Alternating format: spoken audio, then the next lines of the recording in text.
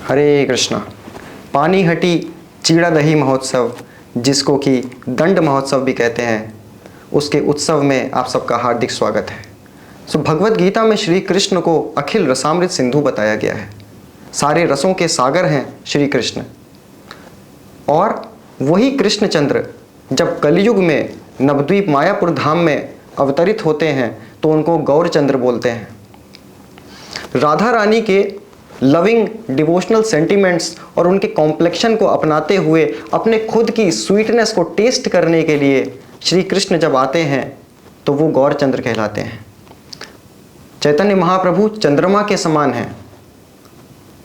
तो अगर चैतन्य महाप्रभु चंद्रमा के समान हैं तो उस चंद्रमा की किरणें क्या हैं, वो मूनशाइन क्या है।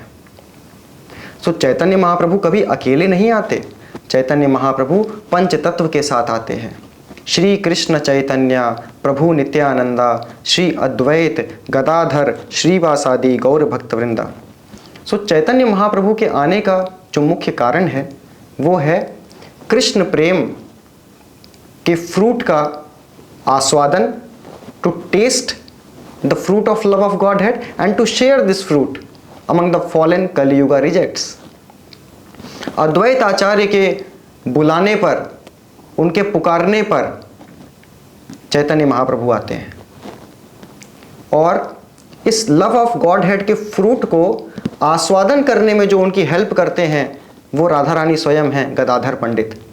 और इस फ्रूट को शेयर करने में जो उनकी सहायता करते हैं वो है नित्यानंद प्रभु। और इस लव ऑफ गॉड हेड के इस फल का जो फ्रक्टिफिकेशन है, जो पर्सोनिफिकेशन है, वो है श्रीवास आचार्य, श्रीवास ठाकुर। तो ये हैं हमारे पंच तत्व। और जो चंद्रमा रूपी श्री चैतन्य महाप्रभु हैं, उनकी जो किरणें हैं, जो मून बीम्स हैं, वो हैं षड गोस्वामी प्रभु। श्री रूप सनातन भट्ट रघुनाथ श्री जीव गोपाल भट्ट दास रघुनाथ। तो ये चंद्रमा की किरणें कैसे हैं, ये मून बीम्स कैसे हैं। तो जिस प्रकार जो चंद्रमा की किरणें होती हैं वो रात्रि के दौरान लाइट देने का काम करती हैं, उसी प्रकार कलयुग के इस अंधेरी रात में जो लाइफ है इन षड गोस्वामियों की, वो मानव जीवन को लाइट देती है। जिस प्रकार मून बीम्स जो होती हैं, चंद्रमा की किरणें जो होती हैं, वो वेजिटेबल्स में जूस देने का काम करती हैं, टेस्ट देने का काम करती हैं, जैसे कि भगवत गीता में बताया गया है। उसी प्रकार इन षड गोस्वामियों का जो जीवन है, इन 6 गोस्वामियों को जो जीवन है, वो हमारी भक्ति में हमको रस प्रदान करता है, टेस्ट प्रदान करता है, जूस प्रदान करता है। जिस प्रकार चंद्रमा की किरणें एक शीतलता प्रदान करती हैं, कूलिंग इफेक्ट देती हैं, उसी प्रकार जब हम इन षड गोस्वामियों का जीवन चरित्र सुनते हैं, समझते हैं, तो हमारे उस हृदय को जो तीनों भौतिक तापों से तप रहा है उसको शीतलता प्रदान होती है, उसको कूलिंग इफेक्ट मिलता है। तो आज हम श्रील रघुनाथ दास गोस्वामी के जीवन चरित्र पर चर्चा करेंगे पानीहटी महामहोत्सव पे। तो रघुनाथ दास गोस्वामी का जन्म श्री कृष्णपुर नामक जगह पे हुआ। उनका जो गांव था वो सप्तग्राम था, ये हुगली डिस्ट्रिक्ट में आता है और 1494 एडी में उनका जन्म होता है। रघुनाथ दास गोस्वामी बहुत ही समृद्ध बंगाली फैमिली को बिलोंग करते थे। षड गोस्वामियों में से रघुनाथ दास गोस्वामी ही ऐसे गोस्वामी हैं जो बंगाली फैमिली को बिलोंग करते थे। श्रील रूप गोस्वामी, सनातन गोस्वामी और जीव गोस्वामी दक्षिण भारत में कर्नाटक के सारस्वत ब्राह्मण फैमिली में जन्म लिए थे। श्रील रघुनाथ भट्ट गोस्वामी ने उत्तर प्रदेश में जन्म लिया था और श्रील गोपाल भट्ट गोस्वामी ने तमिलनाडु में जन्म लिया था। लेकिन रघुनाथ दास गोस्वामी बंगाल के बहुत ही धनाढ्य घर में उनका जन्म हुआ। उनके पिताजी थे गोवर्धन मजूमदार और उनके पिताजी के भाई यानी इनके जो ताऊ जी थे वो थे हिरण्य मजूमदार। ये दोनों बहुत बड़े टैक्स कलेक्टर थे, लैंडलॉर्ड थे। इनकी जो इनकम थी वो थी 5 लाख गोल्ड कॉइन्स, ये 20 लाख स्वर्ण मुद्राएं कलेक्ट करते थे टैक्स के रूप में, और सरकार को, राजा को 15 लाख मुद्राएं देते थे, और 5 लाख मुद्राएं, स्वर्ण मुद्राएं इनकी इनकम थी। श्रीला प्रभुपाद बताते हैं कि आज के समय से कंपेयर किया जाए तो देवर मल्टी मिलेनियर्स और प्रैक्टिकली बिलियनियर्स। उनका जो ऐश्वर्य है वो इंद्र के समान बताया गया है। चैतन्य चरितामृत में बताया गया है, इंद्र सम ऐश्वर्य स्त्री अप्सरा सम, ये सब बांधित नारी केला यार मन। इतना सब ऐश्वर्य होने के बाद भी उनका मन इसमें बंधा नहीं था। उनको स्वर्ण मुद्राओं में आसक्ति नहीं थी, उनको केवल भगवान के जो स्वर्ण अवतार हैं, गोल्डन अवतार में आसक्ति थी। तो इतने धनाढ्य होने के बाद रघुनाथ दास को भक्ति में, कृष्ण में, चैतन्य महाप्रभु में आसक्ति कैसे आ गई? ये बहुत बड़ा प्रश्न उठता है। ये इसलिए है क्योंकि बचपन से ही उनको बहुत उच्च कोटि के एक्सॉल्टेड वैष्णवास का संग मिला, और क्योंकि उनके कुल गुरु जो थे वो थे यदुनंदन आचार्य, जो कि स्वयं 128 माला जप करते थे, जो कि डिसाइपल थे अद्वैत आचार्य के। अद्वैत आचार्य की दीक्षा देने की एक शर्त थी कि आपको 64 माला जप करना पड़ेगा, और जब तक आपका जप एक सिटिंग में खत्म नहीं हो जाता, अद्वैत आचार्य अपने शिष्य की शिखा को एक पेड़ पे बांध देते थे, और जब उनके 64 माला एक जगह खत्म हो जाते थे तब वो शिखा को खोलते थे। ये स्टैंडर्ड था अद्वैत आचार्य का दीक्षा देने का। और यदुनंदन आचार्य के फ्रेंड थे वासुदेव दत्त। वो वासुदेव दत्त जो श्री कृष्ण चैतन्य महाप्रभु से बोलते हैं कि आप मुझे भले नर्क भेज दीजिए, मैं सड़ने को तैयार हूं नर्क में, मैं समस्त जीवों के, इस ब्रह्मांड के समस्त जीवों के पापों को अपने ऊपर लेने को तैयार हूं, लेकिन इस संसार के सभी प्राणियों को आप अपने धाम ले जाइए, मैं उनके बिहाफ पे यहाँ पे दुख भोगने को तैयार हूँ। ये वासुदेव दत्त का संग मिला। साथ ही में उन लोग के जो गुरु थे, स्पिरिचुअल मास्टर थे, वो थे बलराम आचार्य, और उनके मिलने वाले थे श्रीला हरिदास ठाकुर। हरिदास ठाकुर 192 माला जप करते थे। Every day he used to chant 3 lakh names of Hare Krishna Krishna Krishna Hare Hare, Hare Ram Ram Ram Hare Hare. He used to chant in the caves along with snakes, क्योंकि वो कहते थे कि भौतिकतावादी लोगों का संग करने से अच्छा है कि मैं एक सांप के संग में जप करूं बैठ के। उनको 22 से ज्यादा मार्केट प्लेसेस में एवरी डे कोड़ों से पीटा जाता था, फिर भी उन्होंने हरि नाम के जप को नहीं छोड़ा। माया देवी ने उनका टेस्ट लिया, फिर भी उन्होंने हरि नाम के जप को नहीं छोड़ा। खंड खंड होए देह जाए यदि प्राण, तबु आमी वदने ना छोड़े हरि नाम। ऐसे हरिदास ठाकुर का संग किया उस बालक रघुनाथ दास ने। अब उनका चैतन्य महाप्रभु से मिलन कैसे हुआ, मुलाकात कैसे हुई? तो रघुनाथ दास गोस्वामी पहले गोस्वामी हैं जिन्होंने सबसे पहले चैतन्य महाप्रभु का संग किया। एक बार जब कटवा में सन्यास लेने के बाद चैतन्य महाप्रभु वृंदावन जाना चाहते थे, तो नित्यानंद प्रभु ने उनको ट्रिक किया, और उनको, क्योंकि चैतन्य महाप्रभु मद, हरि नाम के मद में पूर्णतया संलग्न हो गए थे, वो भूल गए थे कि वो कौन है, वो कहाँ जा रहे हैं, और इस मद का फायदा उठाते हुए नित्यानंद प्रभु उनको वृंदावन की जगह शांतिपुर ले आते हैं, जो कि अद्वैत आचार्य का स्थान है।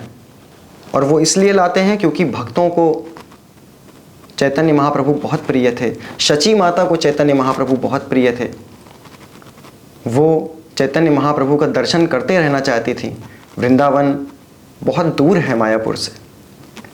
तो शांतिपुर में जब अद्वैत आचार्य के घर पे चैतन्य महाप्रभु आते हैं तो हरिदास ठाकुर को भी ये खबर मिलती है और हरिदास ठाकुर रघुनाथ दास को बोलते हैं कि चैतन्य महाप्रभु आए हैं शांतिपुर में, चलो मेरे साथ। तो उनके माता पिता ने भी ज़्यादा रेजिस्ट नहीं किया क्योंकि वो बालक मात्र थे। जब छोटा बच्चा भक्ति करता है तो माता पिता को बहुत अच्छा लगता है, लेकिन जब वो बहुत ज़्यादा सीरियस होने लगता है तो माता पिता टेंशन में आ जाते हैं। तो रघुनाथ दास शांतिपुर जाते हैं और 10 दिन तक भरपूर सेवा करते हैं श्री चैतन्य महाप्रभु की। उनके चरण दबाते हैं, उनके उच्चिष्ट पाते हैं, उनसे हरि कथा सुनते हैं, उनके वैष्णवों का संग करते हैं। और 10 दिन बाद श्री चैतन्य महाप्रभु को बोलते हैं कि मुझे आपके पास रहना है, पूरा जीवन आपकी सेवा करनी है, आप जहाँ जाएंगे मुझे वहाँ जाना है। चैतन्य महाप्रभु उनको बोलते हैं कि तुम अभी बालक हो, अपने घर जाओ, अपने माता पिता की सेवा करो, जब सही समय आएगा तो मैं तुमको बताऊंगा। वो घर तो चले गए लेकिन उन्होंने घर में प्रवेश नहीं किया। वो अपने घर के बाहर जो वरांडा होता है, दुर्गा मंडप बोलते थे, वहाँ पे रुका करते थे और वो हर दिन भाग जाया करते थे घर से चैतन्य महाप्रभु को ज्वाइन करने के लिए। ये उनका डेली का शेड्यूल बन गया था। सुबह भागते थे, फिर घर वाले कुछ गार्ड्स भेजते थे, सिक्योरिटी भेजते थे, उनको खींच के वापस लाते थे डे आफ्टर डे। उसके बाद घर वालों ने उनको चेन तक से बांध दिया, फिर भी वो नहीं रुके। फिर घर वालों ने, उनके माता पिता ने उनको ऐसे पाश से बांधने का प्रयास किया जो कि पाश अदृश्य होते हैं, गृहम अंधकूपम। उन्होंने उनका विवाह एक बहुत ही सुंदर और संस्कारी स्त्री से करवा दिया। उसके बाद भी वो उनमें आसक्त नहीं हुए। एक बार फिर से जब चैतन्य महाप्रभु पुरी से दक्षिण भारत के लिए यात्रा पे निकल रहे थे तो वो दोबारा शांतिपुर आते हैं। रघुनाथ दास ने अपने माता पिता से रिक्वेस्ट की कि मुझे जाने दीजिए, तो उन्होंने कहा ठीक है, लेकिन तुम्हारे साथ कुछ बॉडीगार्ड्स जाएंगे, कुछ सिक्योरिटी गार्ड्स जाएंगे, तुम अकेले नहीं जाओगे, कहीं तुम भाग गए तो। इसलिए उनके साथ बहुत सारे गार्ड्स जाते हैं। फिर वो 10 दिन तक पुनः बहुत सेवा करते हैं चैतन्य महाप्रभु की और फिर से चैतन्य महाप्रभु से रिक्वेस्ट करते हैं कि मुझे अपनी सेवा में एक्सेप्ट कर लीजिए, मैं आपके बिना नहीं जी सकता। तो चैतन्य महाप्रभु उनको वैराग्य की विद्या बताते हैं। वो बोलते हैं मरकट वैरागी मत बनो, तुम्हारा नया नया विवाह हुआ है। बंदर देखने में तो बहुत वैरागी लगता है, पेड़ों की शाखाओं पे रहता है, नग्न रहता है, कंदमूल खा के जीता है, लेकिन उसके अंदर हमेशा मटेरियल डिज़ायर चलती रहती हैं। हालांकि रघुनाथ दास के अंदर कोई मटेरियल डिज़ायर नहीं थी, लेकिन चैतन्य महाप्रभु उनके माध्यम से जन सामान्य को शिक्षा देना चाहते थे कि मरकट वैरागी मत बनो। और उसके बाद वो उनको पुनः घर भेज देते हैं और कहते हैं कि act like a pounds and shilling man, एकदम एक अच्छे व्यापारी जैसा, टैक्स कलेक्टर जैसा बिहेव करो, किसी को शक मत होने दो कि तुम्हारा हृदय जो है मेरे में आसक्त है। उसके बाद एक बार क्या होता है कि इनके पिताजी और इनके चाचा जी से कुछ घोटाला हो जाता है 3 लाख स्वर्ण मुद्राओं का, जिसके कारण एक चौधरी, सरकार का एक चौधरी होता है, वो इन लोग के पास आता है, इनको अरेस्ट करने के लिए आता है। और रघुनाथ दास बहुत ही सहज रूप से, क्योंकि ये एक वैष्णव हैं और उनके अंदर सारे अच्छे गुण हैं, वो उसको कन्विंस करते हैं कि वो उनको दंडित ना करे। और इससे प्रसन्न होकर जो उनके पिताजी हैं और चाचा जी हैं वो उनको अवसर देते हैं कि ठीक है, एक बार और तुम मिल सकते हो जाके। तो कुछ दिन बाद ही पानीहाटी नाम की एक जगह पर श्रीला नित्यानंद प्रभु आते हैं। नित्यानंद प्रभु जो कि स्वयं बलराम हैं, वो नित्यानंद प्रभु पानीहाटी नामक जगह पर, पानीहाटी धाम में आते हैं। क्यों आते हैं? राघव पंडित नाम के एक भक्त थे, उनके यहाँ प्रसाद ग्रहण करने के लिए आते हैं। और एक पेड़ के मूल के पास नित्यानंद प्रभु बैठते हैं गंगा के तट पे, और बहुत सुंदर उनसे कांति निकल रही है। गंगा तीरे वृक्ष मूले पिंडार ऊपरे, वसिया छेना ये न कोटि सूर्योदय करे। ऐसा लग रहा है कि कोटि कोटि करोड़ों सूर्यों जैसी आभा निकल रही है नित्यानंद प्रभु से। और नित्यानंद प्रभु राघव पंडित को बोलते हैं कि जाओ प्रसाद की व्यवस्था करो। और राघव पंडित इतने एक्सपर्ट कुक थे कि राधा रानी स्वयं उनको असिस्ट करती थी कुकिंग में। जब नित्यानंद प्रभु के लिए राघव पंडित कुकिंग कर लेते थे तो वो मेडिटेट करते थे राधा रानी पे, और राधा रानी उनके मेडिटेशन में आती थी, उनके प्रसाद को चखती थी और बोलती थी कि यहाँ तुमने नमक कम डाला है, यहाँ नमक ज़्यादा डालो, यहाँ पे थोड़ी शुगर ऐड कर दो। इस तरह राधा रानी परफेक्ट करती थी उस प्रसाद को। ये राघव पंडित के यहाँ नित्यानंद प्रभु प्रसाद लेने आते हैं और राघव पंडित को बोल देते हैं कि तुम जाओ 56 भोग की व्यवस्था करो, इतने सारे वैष्णव आए हुए हैं। ऐसा बताया गया है चैतन्य चरितामृत में, जहाँ पे राघव पंडित कुक करते हैं, जहाँ पे शची माता कुक करती हैं, जहाँ पे श्रीवास ठाकुर कीर्तन करते हैं और जहाँ पे नित्यानंद प्रभु नृत्य करते हैं, इन 4 स्थानों पे चैतन्य महाप्रभु अवश्य आते हैं। तो जब राघव पंडित को नित्यानंद प्रभु ने प्रसाद के लिए भेज दिया, नित्यानंद प्रभु बैठे हैं, उसी समय रघुनाथ दास भागते हुए आते हैं और दूर से ही दंडवत देते हैं नित्यानंद प्रभु को। नित्यानंद प्रभु ने हालांकि देखा नहीं कि रघुनाथ दास ने उनको दंडवत दिया है। तो दंडवत देने के 3 विधान हैं। एक तो जब हम दूर से ही किसी उच्च कोटि के वैष्णव को देखें तो भले ही उन्होंने हमको ना देखा हो, पहली चीज़ है कि हमें तब दंडवत देना चाहिए। दूसरा दंडवत हमें तब देना चाहिए जब उन वैष्णव ने हमको देख लिया है दूर से ही, तब हमें दोबारा दंडवत देना चाहिए। उसके बाद पास जाके हमें तीसरी बार दंडवत करना चाहिए। ये दंडवत करने का विधान है। तो हालांकि नित्यानंद प्रभु ने नहीं देखा था, फिर नित्यानंद प्रभु के कुछ साथी, कुछ भक्त उनके कान में बोलते हैं कि वो देखिए रघुनाथ दास आया है, गोवर्धन मजूमदार का बेटा, वही रघुनाथ दास जो चैतन्य महाप्रभु को बार बार अप्रोच करने की कोशिश कर रहा है। नित्यानंद प्रभु उसको दूर से ही देखते हैं और बोलते हैं, तुम चोर हो, चोर हो तुम। जोर जोर से चिल्लाने लगते हैं कि तुम चोर हो, तुम चोर हो। तो रघुनाथ दास गोस्वामी जिनकी आय थी 5 लाख स्वर्ण मुद्राएं, वो कैसे चोर हो सकते हैं? तो इसका आशय यह है कि चैतन्य महाप्रभु या भगवान जो हैं वो गुरु की संपत्ति हैं, गुरु की प्रॉपर्टी हैं। कृष्णा से तोमार, कृष्णा दीते पारो, आमी तो कंगाल, कृष्णा कृष्णा बोली धाई तब पाछे पाछे। कृष्ण जो हैं वो गुरु की प्रॉपर्टी हैं। बिना गुरु को अप्रोच किए हुए हम कृष्ण को कभी नहीं पा सकते। और अगर हम किसी और की प्रॉपर्टी को बिना उनकी परमिशन के हथियाने का प्रयास करते हैं तो हम चोर कहलाते हैं। और फिर 2-3 सेवक रघुनाथ दास को नित्यानंद प्रभु के चरणों के पास पकड़ के लाते हैं और नित्यानंद प्रभु कहते हैं ये चोर है और मैं इसको दंड दूंगा। रघुनाथ दास कहते हैं, हे नित्यानंद प्रभु, जो दंड आप देंगे मुझे स्वीकार है। और नित्यानंद प्रभु बोलते हैं कि तुम्हारा दंड ये है कि यहाँ पे जितने भी वैष्णव हैं, जितने भी भक्त हैं, तुम सबको चीड़ा दही महाप्रसाद खिलाओगे, जाओ जाके व्यवस्था करो।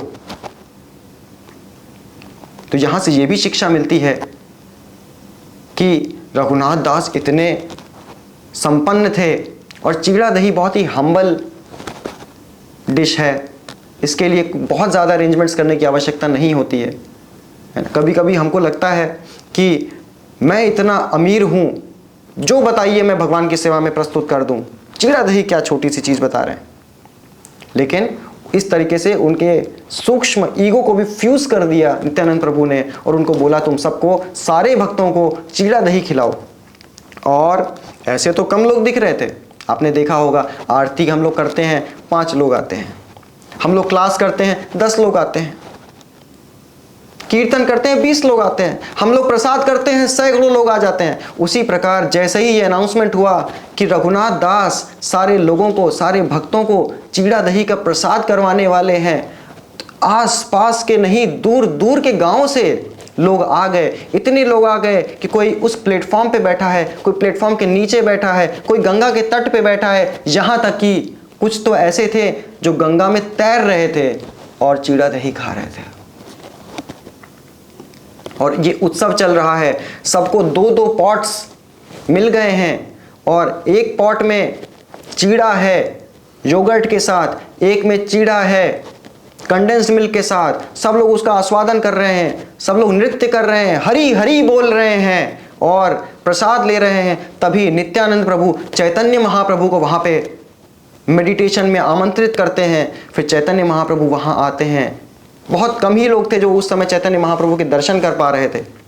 चैतन्य महाप्रभु और नित्यानंद प्रभु सब भक्तों के पास जा रहे हैं। नित्यानंद प्रभु ने चैतन्य महाप्रभु का हाथ पकड़ रखा है, वो हर भक्त के पास ले जा रहे हैं और दोनों भाई मिलकर, कृष्ण बलराम चैतन्य नित्यानंद मिलके सारे भक्तों को चीड़ा दही खिला रहे हैं।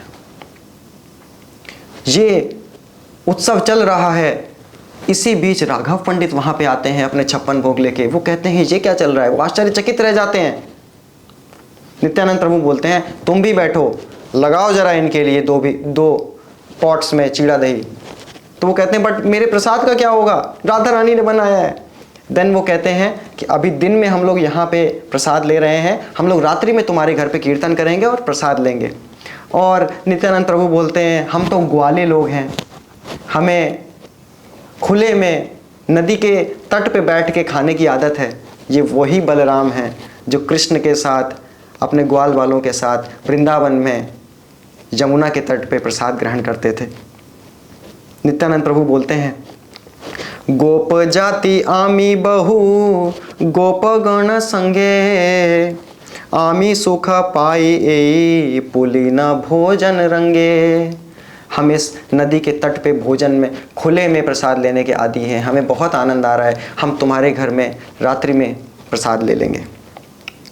फिर शाम को सारे भक्त राघव पंडित के घर जाते हैं और वहाँ पे जबरदस्त कीर्तन करते हैं।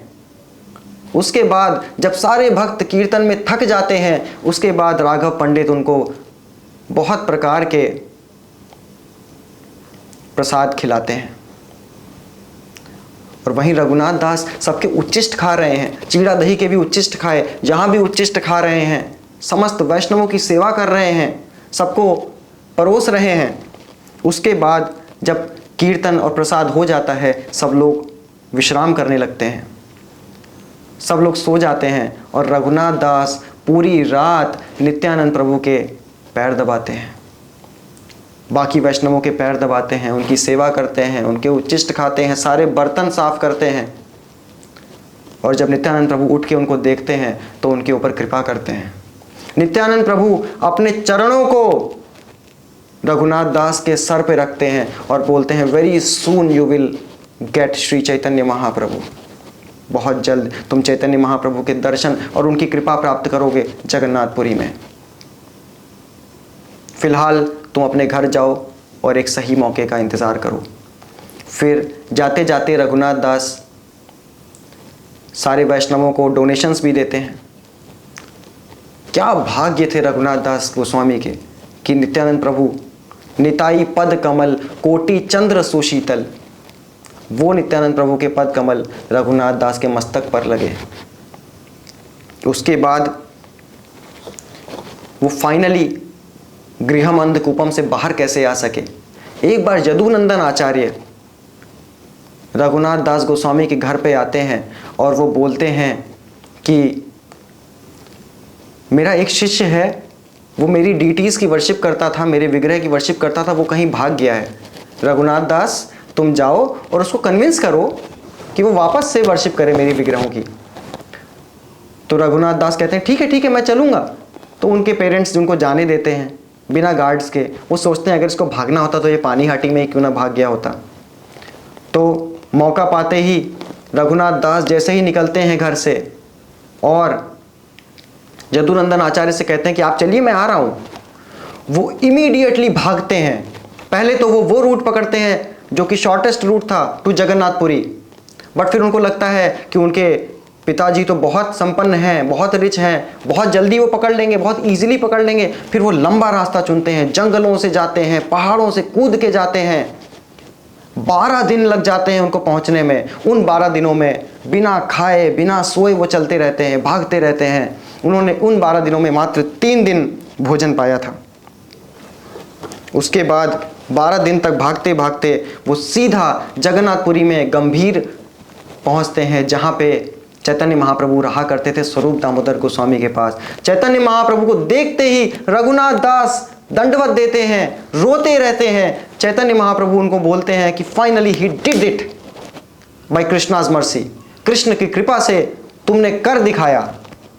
रघुनाथ दास बोलते हैं, हे महाप्रभु, मैं नहीं जानता कृष्ण कौन है, मैं सिर्फ आपको जानता हूं, और आपकी कृपा के चलते ही, श्रील नित्यानंद प्रभु की कृपा के चलते ही, राघव पंडित, समस्त वैष्णवों की कृपा के चलते ही मैं आज आपके पास आ पाया हूं। फिर चैतन्य महाप्रभु रघुनाथ दास को स्वरूप दामोदर गोस्वामी की शेल्टर में दे देते हैं और उनका नाम रख देते हैं स्वरूप एरा रघुनाथ। इस प्रकार चैतन्य महाप्रभु अपने भक्त के थ्रू, ललिता सखी के थ्रू गाइड करते हैं, और वहां गोवर्धन मजूमदार और हिरण्य मजूमदार ढूंढ रहे हैं कि कहां गया रघुनाथ। ढूंढते ढूंढते वो शिवानंद सेन को चिट्ठी लिखते हैं, क्योंकि शिवानंद सेन जो थे वो ट्रिप ऑर्गेनाइजर थे। एवरी ईयर मायापुर से पूरी ट्रिप ले जाया करते थे भक्तों के। तो वो उनको कांटेक्ट करते हैं कि क्या रघुनाथ दास ने आपकी ट्रिप में एनरोल किया है, क्या वो आपकी ट्रिप में साथ जा रहा है। तो शिवानंद सेन बोलते हैं, नहीं नहीं, वो तो हमारे साथ तो नहीं जा रहा है। तो इस प्रकार रघुनाथ दास पुरी जाके चैतन्य महाप्रभु की सेवा करते हैं। और क्योंकि रघुनाथ दास इतने दिनों तक खाए नहीं थे, सोए नहीं थे, उनके शारीरिक अवस्था सही नहीं थी, तो चैतन्य महाप्रभु स्वरूप दामोदर गोस्वामी को बोलते हैं कि इनका थोड़ा ध्यान रखो, इनको प्रसाद खिलाओ। तो गोविंदा, जो कि पर्सनल सर्वेंट थे चैतन्य महाप्रभु के, वो रघुनाथ दास के लिए प्रसाद लाते थे। लेकिन रघुनाथ दास गोस्वामी को 5 दिन के बाद ये रियलाइज होता है कि मैं यहाँ पे चैतन्य महाप्रभु की सेवा करने आया हूँ कि इनसे सेवा लेने आया हूँ। जो मैं बैठा हूँ और चैतन्य महाप्रभु और स्वरूप दामोदर गोस्वामी यानी राधा रानी और ललिता सखी मेरे लिए प्रसाद ला रहे हैं, इतना VIP ट्रीटमेंट दे रहे हैं। फिर वो क्या करते हैं, गायब हो जाते हैं एक दिन, और वो पहुँच जाते हैं जगन्नाथ मंदिर के सिंह द्वार पे। और वहाँ पे जब पुजारी होते हैं, जब मंदिर से बाहर निकलते हैं, तो जो प्रसाद वितरण कर देते हैं वो ग्रहण कर लिया करते थे। एक बार शिवानंद सेन उनको देख लेते हैं कि यहाँ पे इनके पिताजी गोवर्धन मजूमदार इनको ढूंढ रहे हैं, और ये यहाँ पे राजा का पुत्र, एक तरीके से इंद्र के समान ऐश्वर्य, और ये यहाँ पे भिक्षा मांग रहा है। तो वो गोवर्धन मजूमदार को बताते हैं, और तुरंत वो उनके लिए पैसे भिजवा देते हैं, नौकर भिजवा देते हैं, कुक भिजवा देते हैं। और रघुनाथ दास जो है सबको रिटर्न कर देते हैं, केवल पैसे रख लेते हैं, और उस पैसे से हर बार हर द्वादशी के दिन भक्तों के लिए फीस्ट ऑर्गेनाइज करते हैं। लेकिन कुछ दिन बाद उनको रियलाइज होता है कि चैतन्य महाप्रभु को ये प्रसन्न नहीं कर रहा है, क्योंकि विषयीरा अन्न खाइले दूषित होए मन। जब हम विषयी का के रुपयों से अन्न खाते हैं तो हमारा मन दूषित होता है, और मलिन मन के साथ कृष्ण का भजन नहीं हो सकता, इसलिए वो पैसे भी बाद में लौटा देते हैं। उसके बाद सिंह द्वार पे जब वो खड़े होकर भिक्षा मांगते थे, उनको रियलाइज होता है रघुनाथ दास को कि this is like the business of a prostitute. I am standing here कि somebody will give me prasad, but this is not correct for a renunciant. उसके बाद वो वहाँ से भी गायब हो जाते हैं, और वो जो फ्री बूथ्स, चैरिटी बूथ्स पे जो प्रसाद मिलता है वहाँ पे खाते हैं। कुछ दिन बाद उनको वो भी रियलाइज होता है कि ये कैसा रिनंसिएशन है, ये कैसा वैराग्य है। उसके बाद तो उन्होंने हद ही कर दी, वो वहाँ से भी गायब हो गए। फिर जो प्रसाद जगन्नाथ मंदिर का डिस्कार्ड कर दिया जाता था डस्टबिन में, जिसको गाय भी नहीं खाती थी, जानवर भी नहीं खाते थे, उस प्रसाद को, उस जो सड़ चुका है, उसको रघुनाथ दास लेके उसको धुल के छुप छुप के उसको खाते थे, कहीं कोई देख ना ले। उस प्रसाद को वो खाते थे। तो एक बार चैतन्य महाप्रभु को ये पता लगा, तो वो भी आ गए, और उन्होंने रघुनाथ दास के हाथ से छीन के वो प्रसाद को ग्रहण कर लिया। रघुनाथ दास रो रहे हैं कि महाप्रभु ये प्रसाद आपके लिए नहीं है, आपके लिए 56 भोग हैं, आप ये मत खाइए। चैतन्य महाप्रभु ने उनसे वैसे ही वो प्रसाद छीनाया था जैसे उन्होंने सुदामा से छीन के पोहा खाया था। तो इस प्रकार चैतन्य महाप्रभु ने जैसे ही उस प्रसाद को अपने मुख में लिया, वो भाव में आ गए, वो एक्सटेसी में आके डांस करने लगे। कहते हैं ये तो अमृत है, तुम इसको अकेले अकेले खा रहे थे, मुझसे शेयर नहीं करोगे। तो ये था वैराग्य रघुनाथ दास गोस्वामी का। इस प्रकार 16 वर्षों तक रघुनाथ दास ने जगन्नाथपुरी धाम में चैतन्य महाप्रभु की सेवा की और उसके बाद चैतन्य महाप्रभु ने उनको कुछ गिफ्ट दिया। वो गिफ्ट क्या था? चैतन्य महाप्रभु ने अपने खुद की स्वयं की गोवर्धन शिला और गुंजमाला रघुनाथ दास को भेंट में दी और कहा कि ये शिला को कृष्ण मान के इनकी सेवा करो। चैतन्य महाप्रभु स्वयं उस शिला की वर्शिप करते थे। और गुंजमाला क्या होती है? गुंजमाला राधा रानी को रिप्रेजेंट करती है। गुंजमाला में 3 कलर होते हैं, येलो कलर जो कि राधा रानी के मुखारविंद को दर्शाता है, then there is red colour जो राधा रानी के अधरों को, उनके लिप्स को दर्शाता है, और उस रेड कलर के ऊपर ब्लैक कलर का मस्कारा जैसा लगा होता है। राधा रानी मस्कारा को अपने आंखों में लगाने जा रही थी, तब तक कृष्ण के बंसी का स्वर आता है और वो भाव में आके, वो एक्सटेसी में आके उस मस्कारा को अपने होठों पे लगा बैठती हैं। तो yellow colour represents Radha Rani's face, red colour represents her lips, and black color on the red represents the mascara which is meant to be placed on the eyes of Srimati Radha Rani। लेकिन उसके बाद चैतन्य महाप्रभु 48 सालों तक इस धरा पर अपनी लीलाएं करने के बाद उन लीलाओं को वाइंड अप करते हैं और अपने धाम वापस चले जाते हैं।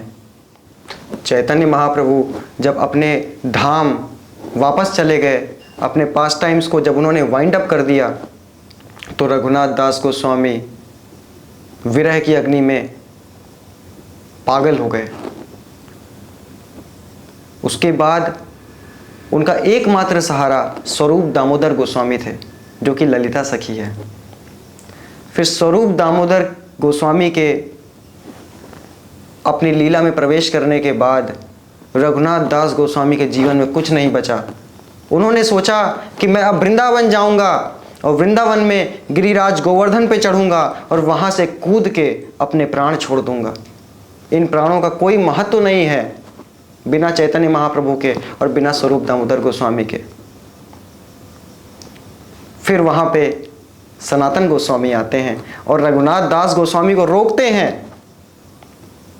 वैसे तो सनातन गोस्वामी के बहुत सारे कॉन्ट्रीब्यूशंस हैं, बृहद भागवतामृत है, बहुत भजन किया उन्होंने गोवर्धन में, लेकिन उनका बहुत बड़ा कंट्रीब्यूशन है कि उन्होंने रघुनाथ दास गोस्वामी को गोवर्धन से कूदने से रोका।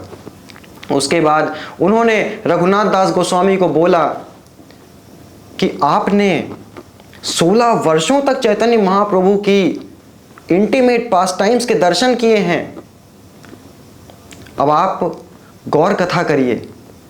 आपको चैतन्य महाप्रभु ने गोवर्धन शिला और गुंजमाला दी थी ना, तो गोवर्धन के तट पे जाइए, राधा कुंड के तट पे जाइए, क्योंकि राधा कुंड राधा रानी से अभिन्न है, गुंजमाला से अभिन्न है।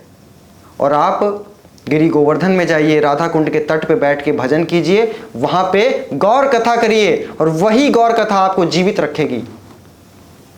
तो रघुनाथ दास गोस्वामी 3 घंटे गौर कथा करते थे और 3 दिन में 4 दिन में एक बार कुछ ड्रॉप्स ऑफ बटर मिल्क ले लेते थे और प्रसाद ग्रहण नहीं करते थे। लेकिन सनातन गोस्वामी के डिसअपियरेंस के बाद उन्होंने वो बटर मिल्क भी छोड़ दिया और वह केवल पानी पे रहते थे। उसके बाद रूप गोस्वामी के जाने के बाद उन्होंने पानी भी छोड़ दिया और वो केवल हवा पे रहते थे।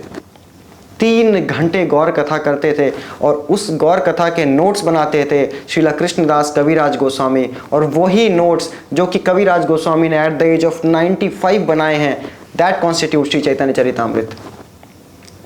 उनका जो डेली का शेड्यूल था रघुनाथ दास गोस्वामी का, वो 22.5 घंटा भजन करते थे।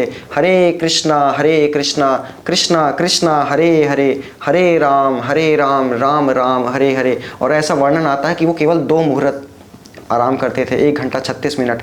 और उसमें भी वो सोते नहीं थे, वो राधा कृष्ण की लीलाओं पे नित्य मेडिटेट करते थे। वो प्रतिदिन कृष्ण भगवान को 1000 दंडवत और समस्त वैष्णवों को 2000 दंडवत देते थे।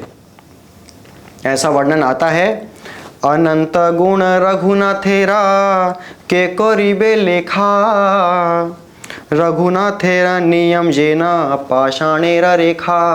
वो ऐसे नियम का पालन करते थे जैसे कि पत्थर की लकीर हो। कृष्णा और राधा रानी खुद आके रघुनाथ दास गोस्वामी को प्रोटेक्ट करते थे। एक बार क्या हुआ कि रघुनाथ दास गोस्वामी, क्योंकि उस समय राधा कुंड श्याम कुंड मात्र एक कुछ पॉइंट्स थे, वहाँ पे वृक्ष थे बस, और रघुनाथ दास गोस्वामी वहाँ पे बैठ के जप करते थे। वो इतने मग्न हो जाते थे जप में कि उनको अपने लिए भजन कुटीर बनाने का बोध नहीं था। एक बार क्या हुआ कि रघुनाथ दास गोस्वामी जप कर रहे थे और वहीं पास में एक शेर आ जाता है और वो राधा कुंड श्याम कुंड में पानी सिप कर रहा होता है, लेकिन रघुनाथ दास गोस्वामी ने उनको नहीं देखा शेर को। तब तक सनातन गोस्वामी वहां से आते हैं और वो देखते हैं कि कृष्ण स्वयं खड़े हुए हैं एक वृक्ष के पास एक छड़ी लेके और शेर को भगा रहे हैं। कृष्ण प्रोटेक्ट कर रहे हैं रघुनाथ दास गोस्वामी को। उसके बाद सनातन गोस्वामी रघुनाथ दास गोस्वामी को डांट लगाते हैं कि तुम कृष्ण की सेवा करने आए हो या कृष्ण से सेवा लेने आए हो?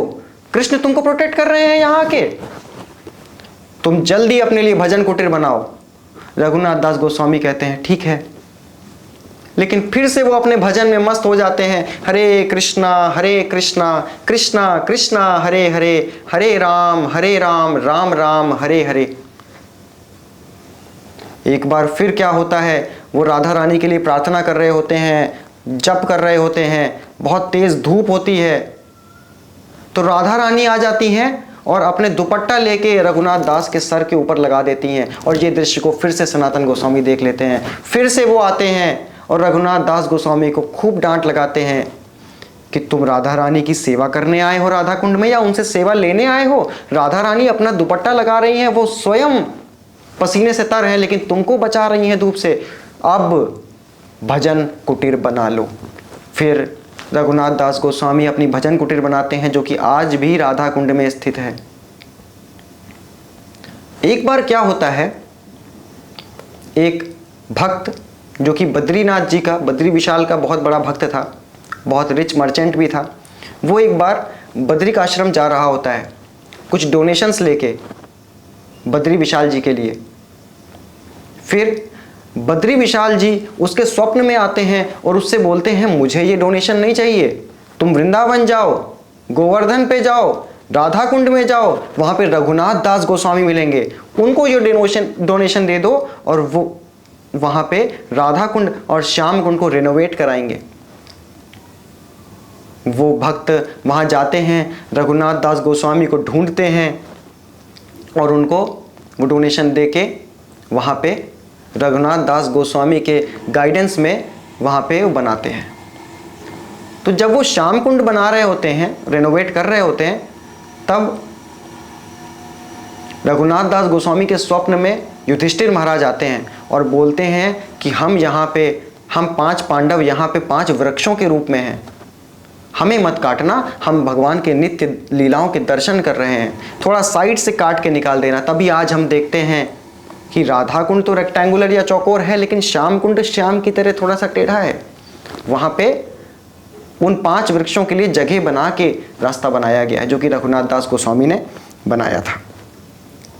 सो इसी प्रकार रघुनाथ दास गोस्वामी ने 45 वर्षों तक राधा कुंड में बहुत इंटेंस भजन किया, गौर कथा की, दंडवत दिए, और उन्होंने बहुत सारी पुस्तकें भी लिखी हैं, जैसे कि दान कीली चिंतामणि, विलाप कुसुमांजलि, स्तवावली, मना शिक्षा।